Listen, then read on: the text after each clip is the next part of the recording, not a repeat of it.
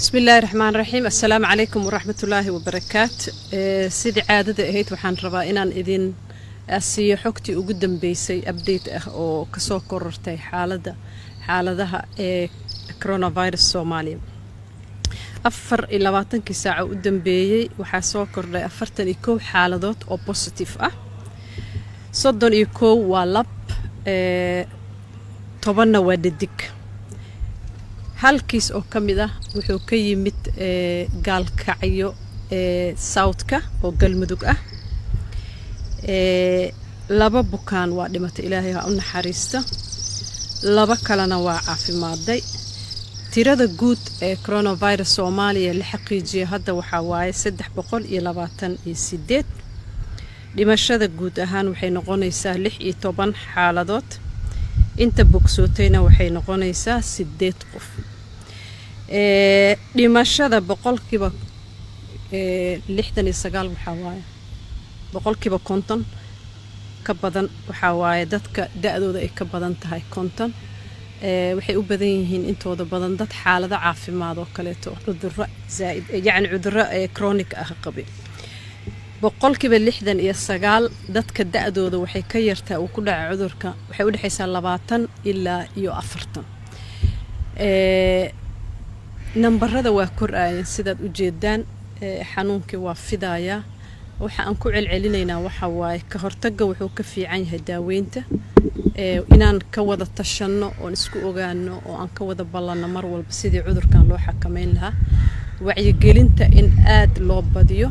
waa bil Ramadaan barakaysan. Ilaahay fadligeeda ha nagu xafido. Ilaahay ha noogu caafiyo inta cudurka uu qabo sida uu ku socdo iyo aafadiisana Ilaahay ha naga ilaaliyo.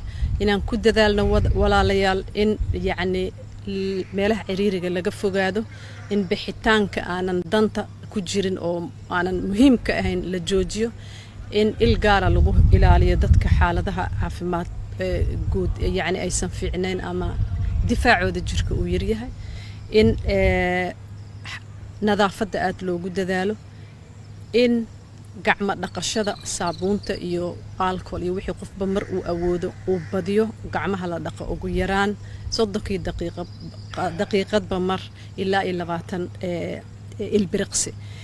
guud ahaan waa ku celcelinaynaa cudurka waa cudur aad u fidaayo. xaaladaha qaarkoodna aad uu yacni khatar ugu yahay xaalada gaar ah. in laga fakaro mar walba sidii looga hortagi lahaa.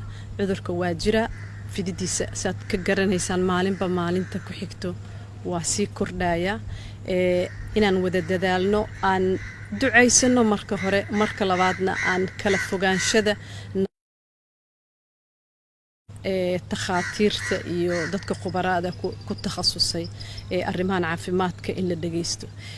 449 qofka haddii uu dareemo calaamadihii cudurka in qaarkood uu qabo inuu wacdo nambarkan mar walba ku celceliyo. la talin la siin doono xaaladaha loo arkay in isla markii loo wareejiyay isbitaalada loogu talagalayna runtii isla markii waa la badiyay servicekii adeegii caafimaad ambulance-ka waa la badiyay nambarka. waa la badiyay nambarada la soo wacanayo habeen iyo maalin waa la jawaabaya. qofkii wuxuu awood u lahaanaa isla markii in la raadiyo la keeno isbitaalka si daawo degdeg u helo. Ilaahay waxaan ka baryaynaa inuu na wada caafiyo, inuu cudurkan aafadiisa iyo shartiisa na dhaafiyo. aada u mahadsantiin. Assalaamu calaykum waraxmatullaahi wabarakaatu.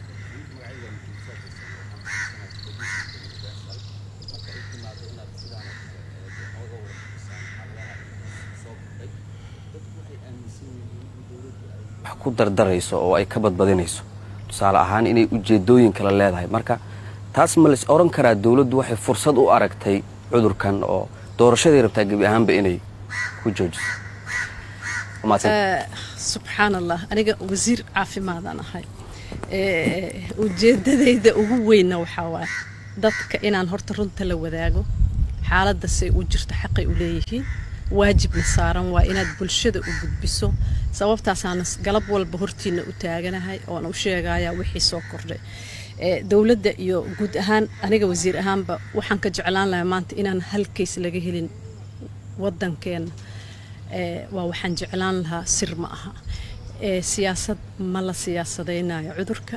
wax kuma raadinayno. waa inaan sheegnaa xaq loo leeyahay muwaadin kasta inuu la socdo waddanka heerka uu marayo nasiib darro waxa waaye saddex tiradan hadda idiin sheegay ayuu marayaa waana xaqiiqi jirto dan laga leeyahayna ma jirto waa ka dignay mar walba markaan bilaabayna isbitaal martiini in la diyaariyo xaaladda guud markaan ka sheekeynayna in waddankeena uu yahay waddan iska tabaryar health sectorka uu yahay mid ku nool kaalmooyin dad kale ay kaalmeeyaan awoodeennana ay ahayn inaan sida waddamadii khaniga ahaa oo tiknolojiyada qabay rafaadkii ku dhacay iyo aad dareemi kartaan wax la baryo ma aha si dana caafimaad sanad wax laga baryo ilaahay in uu yacni nagu dhaco si dana siyaasadeed loo gaaro ma aha waajibna saaran ma aha danteenna waxa danteenna ay tahay waxay tahay bulsho caafimaad qabta isdhowrta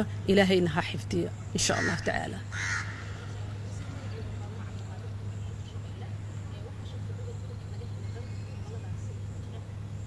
ma meeshooda lagu dabiibaa mise muqdisho la keenaa waxaa jirtay in isbitaal martiini 2 uu noqon doono isbitaal banaadir qalabeyntii iyo waxyaabihiina ma ku dhaqaaqdeen qorsheed sheegayseen ma la bilaabay maasanta faadimo aad u mahadsan tahay dadka sida Kismaayo oo kaleeto iyo hadda gaalkacyo koonfurta gaalkacyo galmudug laga helay waa dad sambalkooda la soo diray laga soo qaaday lagu baaray shaybaarkeena waa laga helay laakiin waxay joogaan meeshooda xaaladda guud waa la soconaa waa koraa lagala socdaa laakiin kolley taqaatiira gacanta ku hayso waa un xakamayn iyo wixii daaweyn fududeyn ah meesha ay joogaan ay ku helayaan ilaahay ha naga haayo in ma aragtay ay cudurka uu diloodo ama uu aafa u geysto insha Allah isbitaal banaadir waa loo asteeyay martiini 2 sababtoo ah waxyaalaha aan ka baqaynaa waxay tahay haddii cudurka uu fido inaan helno meel kale lagu daaweeyo hormuud ayaa ka shaqo gashay oo baaritaano sameynayso oo dib u habeen ku sameynayso waa la qalabeynayaa qalabka la dalbay oo ventilator ha ahaadaan ama ICU ha ahaadaan waxaa loo asteeyay in meesha la dhigi doono haddii alla idmo iyo meeshii kaleeto soo kororto oo loo baneeyo isagana insha Allah iyadana lagu daaweyn doono haddii alla idmo wasiir magaciiba maxamed qaadir telefishinka RTN dabcan sida la socon wasaaradda caafimaadka hawshan COVID-19 iyada ku shaqo leh dad badan ay aaminsan in dhanka xukuumadda loo leexiyo iyadoo loo sabeynayo in wasaaraddu uu musuqmaasuq hareeyay agaasimayaana loo xiray arrintaas maxay u jaabaysaa horta cudurkan la dagaalankiisa sidaad la socotiin guddi ayaa la sameeyay oo qaran guddiga qaran wuxuu ka kooban yahay wasaarado badan xafiiska ra'iisul wasaaraha horjooga ka yahay culimada wasaaradaha qaarkood oo horjooga ay ka yihiin ururada bulshada wuxuu ka kooban yahay qaybo badan oo society-ga bulshada ka mid ah guddigan waxaa la sameeyay markii cudurka uu la helay oo yacni baaritaanada la sameynay waa ka horreeyay wasaaradda wax allaala wixii ka dhacay dadka u xirxiran waa dad maxkamad la soo eedayn loo soo jeedin doono maxkamad la soo taagi doono qofkii dambi galana isaga يعني واجب كيس الله مرينايا